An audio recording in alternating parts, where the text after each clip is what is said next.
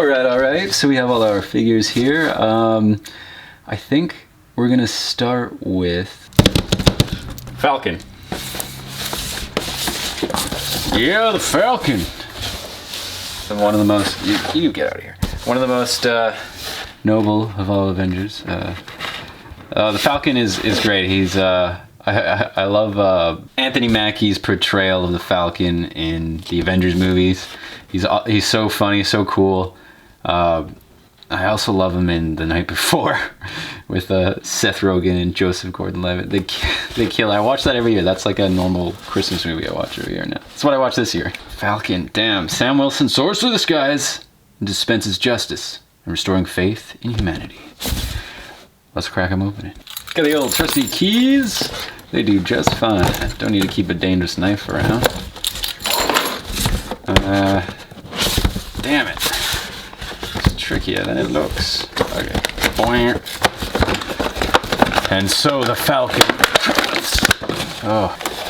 Pop him out of there. Whoa, a lot of pieces to this guy. Stick him out. There's this big, thick ass leg. Nice. So, he's got your basic, what is it, bullseye mold, or was it, no, it wasn't bullseye mold, dude. Deadpool has the same mold. It's that mold that we've been seeing. He's got the nice little slits in the back of his arm for the wings, which is cool. And he's got these dope ass boots. These are some serious ass kicking boots. Look at that shit. Man, what is great is like just how versatile these wing props are. Like, so you can take the small parts that come with it, and you can just kind of like put it like this. So maybe he's like not just kind of stowing them away; they're not fully flung out. And it's also more reminiscent of like his classic figure too. But what I'm really stoked about is the potential for them to create a classic Falcon. So I picked this one up.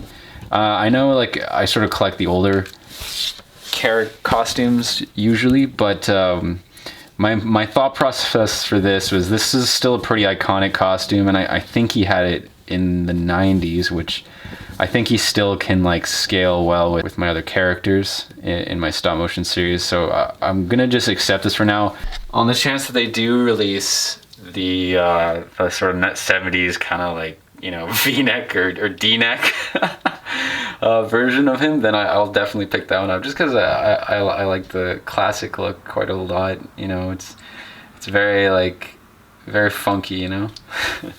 But as you can see, the wings. So now I've taken these pieces out and stuck these onto his biceps, which now you have sort of a straight out kind of look one, and then the last. And here we have them fully spread out, and he's looking sharp. He certainly is. Woo! Oh man, yeah, this is it right here. Geez, like having him next to I had a Morty there just a second. That was funny. But as you can see, he looks dope next to Cap and Black Widow, which, you know, seen in similar movies together. I think it's Winter Soldier, right? That they're all together. And I don't have Winter Soldier, speaking of which I should get him eventually. I kind of want to get a version of him where he has his like red stars, you know, when he's still brainwashed, because that's kind of like the stories I'd like to tell. I think the one that's out right now has like the American star on it instead, which is when he's like back to being a good guy. Hopefully they'll put that version of him out, which would be easy. They could just reissue it with a different star. And of course Ant-Man, because I really dig Ant-Man and Falcon's relationship I think it's established early in that first Ant-Man movie where he fights the Falcon, and they kind of like have this great banter, which I really dig, and that's why I like to kind of spotlight it in my Avengers stop motion. So I'm going to continue building that relationship, because I just think they have a fun dynamic. And we got Silver Centurion, Iron Man.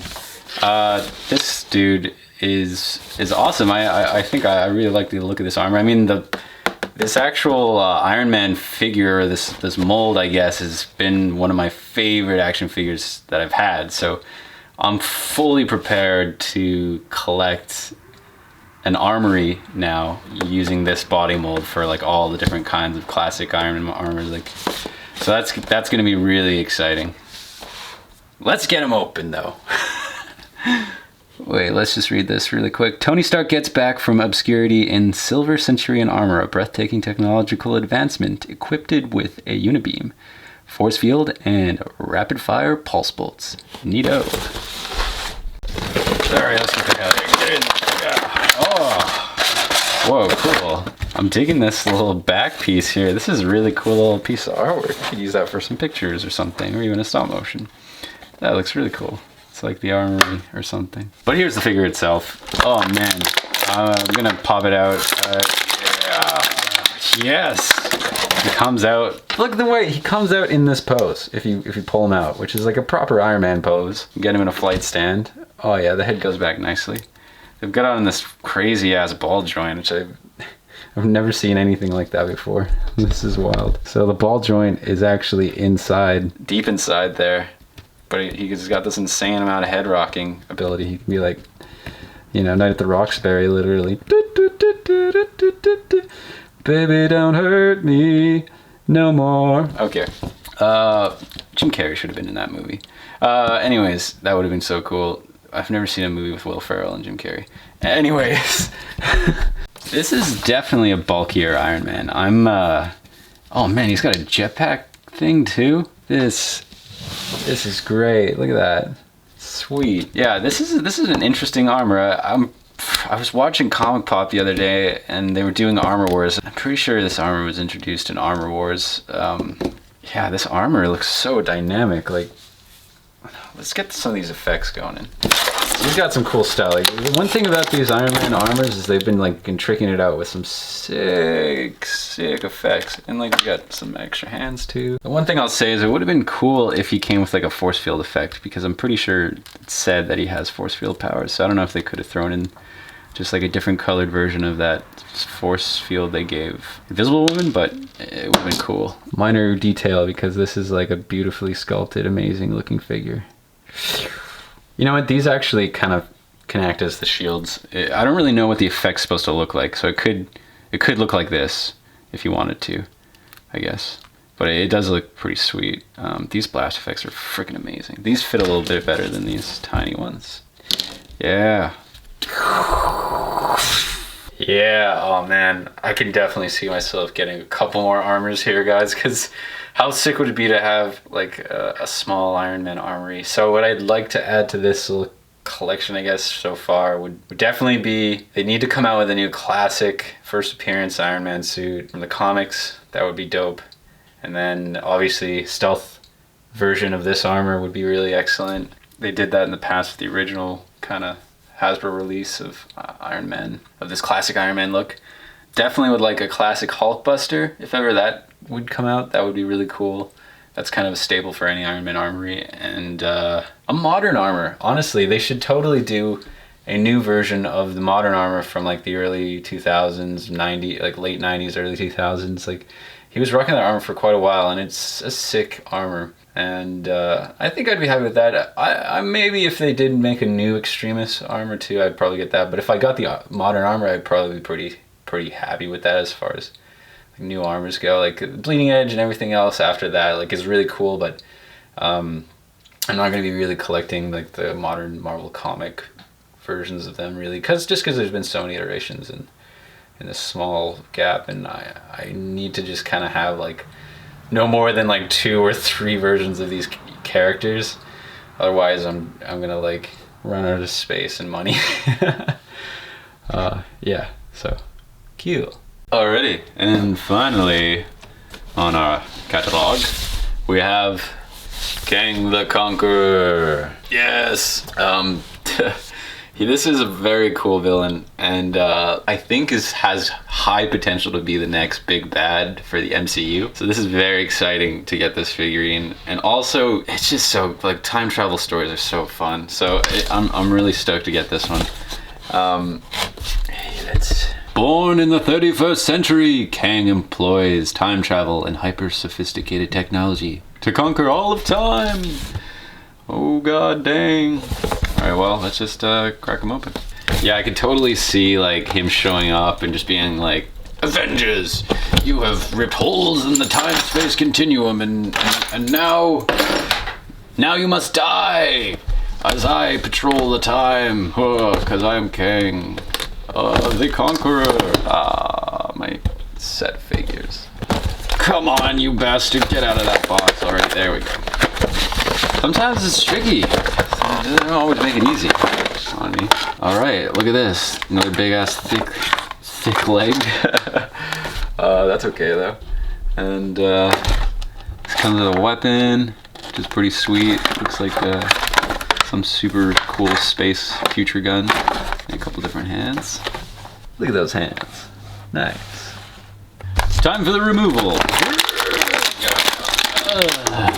It's always painful to try and rip them out of there. But here we are. We got Kang.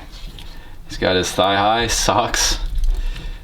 Ready for high school. Ah! It goes back on now. Man, okay. So he's got this little tabard, I guess, on. Which is nice. Like, it's a totally separate little sculpted thing. One thing about Kang I never like understood, like he's supposed to be he's from the year 3000.